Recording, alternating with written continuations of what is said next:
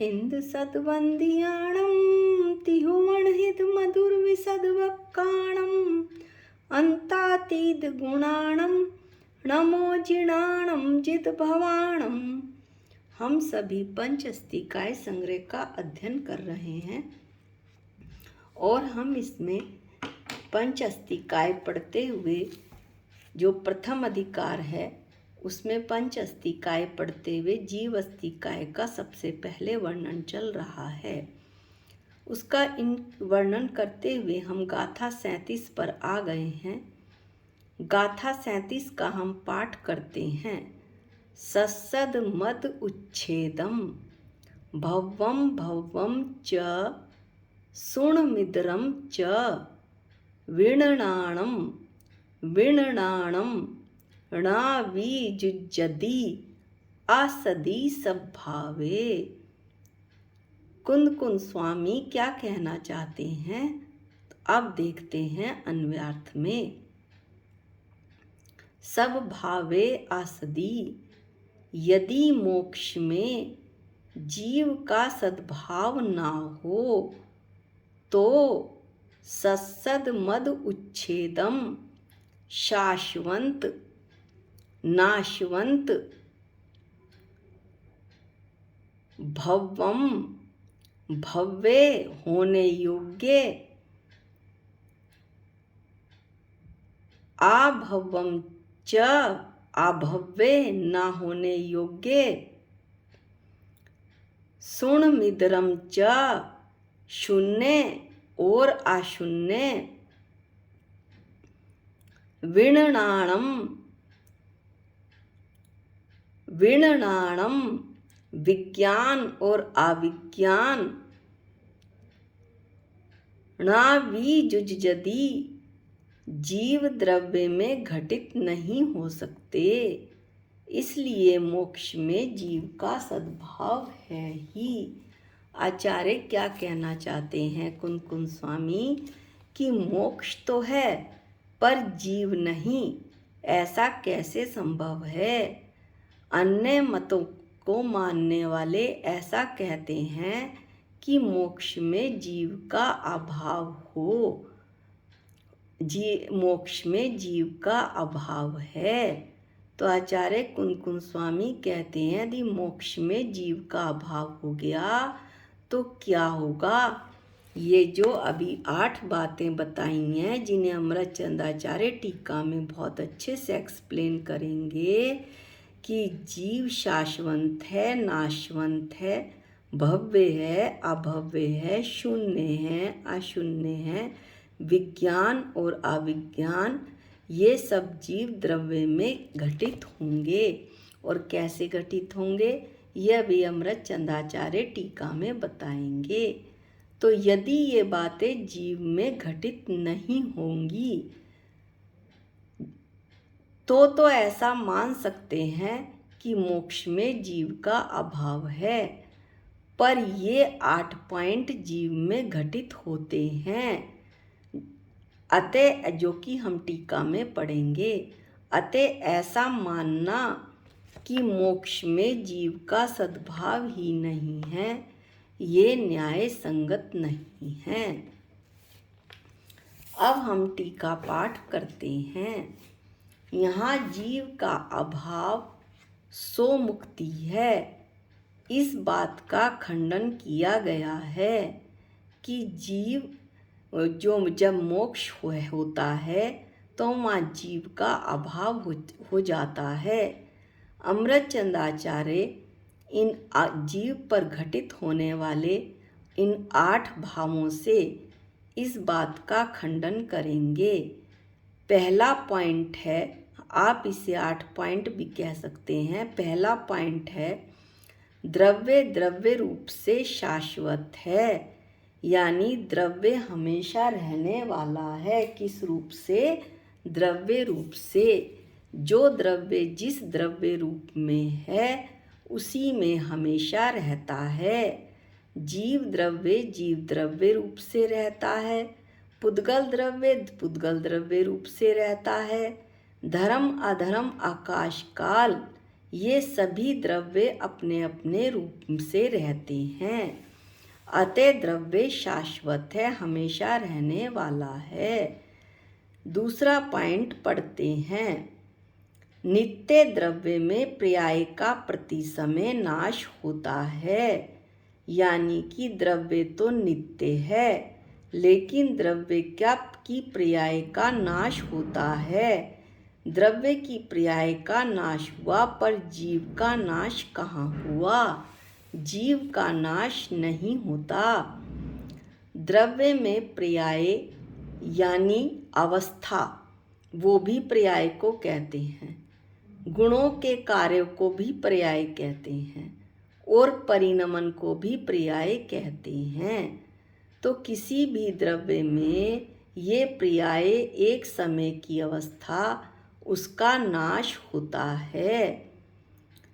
जीव द्रव्य बालक से युवा हुआ, युवा से प्रौढ़ हुआ, प्रौढ़ से वृद्धावस्था को प्राप्त हुआ, वृद्धावस्था से उसका शरीर नष्ट हो जाएगा, पर जीव तो अनादि अनंत है, वैसा का वैसा रहेगा, निगोदिया से लेकर सिद्ध तक एक समान, ज्ञाता दृष्टा अपने स्वभाव में। अतः द्रव्य दृष्टि से द्रव्य शाश्वत भी है और अनित्य भी है। अनित्य किस दृष्टि से है? पर्याय दृष्टि से। पर्याय का अभाव हो जाएगा, लेकिन द्रव्य का अभाव कभी नहीं हो सकता। तीसरा पॉइंट पढ़ते हैं। द्रव्य सर्वदा अभूत पर्यायो रूप से भाव्य है, यानी भाव्य क्या? होने योग्य, परिणमित होने योग्य हैं। अमृतचंद आचार्य क्या कहना चाहते हैं कि अभूत पर्याय, अभूत यानी भावी पर्याय, ऐसी पर्याय जो कि अभी नहीं हुई, होने वाली पर्याय। तो जो पर्याय जीव की अब तक नहीं हुई है, उन पर्यायों से द्रव्य भाव्य है, होने योग्य है। ये संसारी जीव ही सिद्ध बनेगा, ये संसारी जीव ही मुक्त होगा। अभी ये पर्याय भावी पर्याय हैं, अभी ये पर्याय उसमें नहीं हैं, लेकिन संसारी जीव ही सिद्ध बनेगा और संसारी जीव ही मुक्त होगा। इसलिए कहा कि द्रव्य सदा भावी पर्यायों से, यानी होने वाली पर्यायों से होने योग्य है। चौथा पॉइंट हुआ कि द्रव्य सर्वदा भूत पर्यायों रूप से अभाव्य, ना होने योग्य है। मतलब जो पर्याय हो चुकी हैं, उन पर्यायों से द्रव्य अभाव्य है, ना होने योग्य हैं। वे पर्याय अब उसमें वापस नहीं आएंगी। जैसे संसारी जीव जब सिद्ध बन गया, तो सिद्ध भगवान अब कभी संसार में वापस नहीं आएंगे। अनंत काल तक सिद्ध भगवान ऐसे ही निराकुल सुख का भोग करेंगे। अब वो संसार में, संसार चक्र में कभी नहीं घूमेंगे। इस तरह से द्रव्य सर्वदा जो बीत गई उन पर्यायों से ना होने योग्य है, यानी जो बीत गई पर्याय हैं वो अब उसमें वापस नहीं होंगी। पांचवा पॉइंट है, द्रव्य अन्य द्रव्यों से सदा शून्य हैं, यानी अन्य द्रव्यों का उसमें अभाव है। एक द्रव्य दूसरे द्रव्य में प्रवेश नहीं कर सकता। आगुरु लघुत्व गुण, जो कि द्रव्यों, सभी द्रव्यों का, 6 के 6 द्रव्यों का सामान्य गुण है, उसमें ये कहा था जैन सिद्धांत प्रवेशिका में कि जिस शक्ति के कारण कभी एक द्रव्य दूसरे द्रव्य रूप नहीं होता, वो आगुरु लघुत्व गुण है। तो इसके कारण एक द्रव्य दूसरे द्रव्य रूप नहीं हो सकता। दूध में पानी मिलाने पर भी एक जैसा दिखता हुआ भी कभी भी दूध पानी नहीं हो सकता और पानी दूध नहीं हो सकता। शरीर आत्मा से शून्य है और मेरी आत्मा शरीर पुद्गल द्रव्य से शून्य है। अपने अज्ञान से मैं भले ही अपने को शरीर मानूं कि मैं शरीर ही हूँ, ऐसा मानूं, पर यह त्रिकाल भी संभव नहीं। मैं तो एक जीवात्मा हूँ, चेतन भगवान आत्मा हूँ। छठा पॉइंट पढ़ते हैं। द्रव्य सब द्रव्य से सदा अशून्य है। अशून्य यानी भरा हुआ। द्रव्य अपने द्रव्य से, अपने द्रव्य स्वभाव से भरा हुआ है। जैसे आत्मा खाली भी है और भरा हुआ भी है। शरीर यानी परद्रव्य पुद्गल से खाली है। वह ज्ञान दर्शन सुख वीर्य से भरा हुआ है। ज्ञान दर्शन सुख वीर्य द्रव्य का स्वभाव है। इस तरह से द्रव्य सब द्रव्य से भरा हुआ है, ऐसा आचार्य बताते हैं। ये 6 के 6 पॉइंट जीव द्रव्य में ही नहीं, सब द्रव्यों में घटित हो सकते हैं।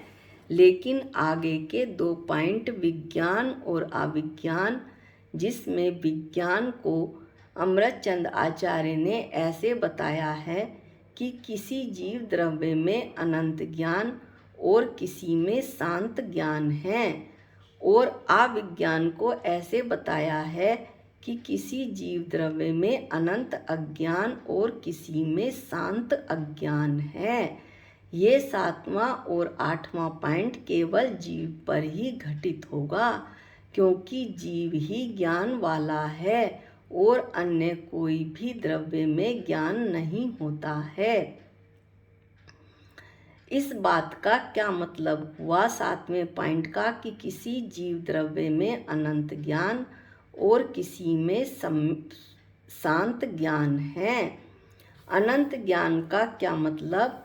जिसे सम्यक दर्शन हो गया है और अब उसका सम्यक दर्शन कभी नहीं छूटेगा। ऐसे सम्यक दृष्टि जीव को अनंत ज्ञान है।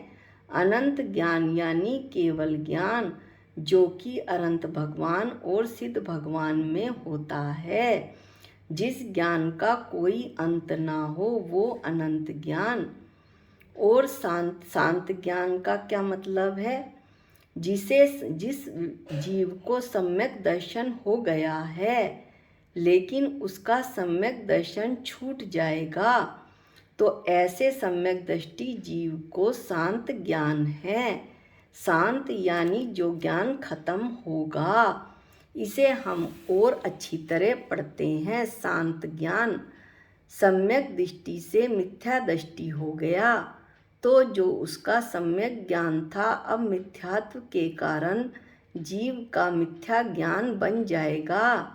और अब उस जीव में इसलिए कहा कि जीव में शांत ज्ञान है, यानी जिस ज्ञान का अंत है ऐसा ज्ञान। 8वां और आखिरी पॉइंट पढ़ते हैं कि किसी जीव द्रव्य में अनंत अज्ञान और किसी में शांत अज्ञान है। इसका क्या मतलब हुआ? अनंत अज्ञान, अभव्य जीव, ऐसा जीव जो कि संसार में ही रहेगा, वो कभी भी उसे सम्यक दर्शन नहीं हो सकता। ऐसे अभव्य जीव को अनंत ज्ञान है। ऐसा मिथ्या दृष्टि जीव जो सदैव संसार में रहेगा, कभी मुक्त नहीं होगा। ऐसे अभव्य जीव को अनंत अज्ञान है, अर्थात उसके अज्ञान का कोई अंत नहीं। और शांत अज्ञान का क्या मतलब है? कि जिसे किसी भी काल में ज्ञान हो जाएगा, ऐसे अज्ञानी भव्य जीव को शांत अज्ञान है। इसके बारे में, शांत अज्ञान के बारे में हम और पढ़ते हैं।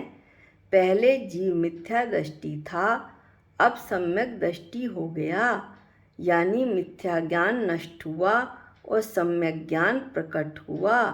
अतः उस जीव में शांत अज्ञान है, अर्थात उसके अज्ञान का अंत होगा और ज्ञान प्रकट होगा।